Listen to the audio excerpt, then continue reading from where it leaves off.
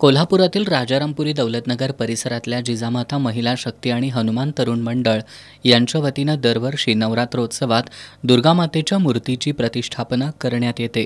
त्यानुसार सोमवारी सायंकाळी सायबर चौकीतून मंडळाच्या वतीनं दुर्गामातेच्या मूर्तीची आगमन मिरवणूक काढण्यात आली।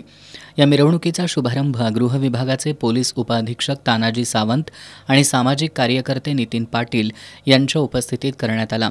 यावेळी जय भवानी मर्दानी आखाड्याचे बाल खेळाडू, शिवगर्जना प्राचीन युद्धकला प्रशिक्षण संस्थेचे खेळाडू, करवीरचे स्वयंभू झांज पथक, हनुमान लेझिम पथक अशा पारंपरिक वाद्यांच्या गजरात काढण्यात आलेल्या या मिरवणुकीत परिसरातील शेकडो नागरिक सहभागी झाले होते।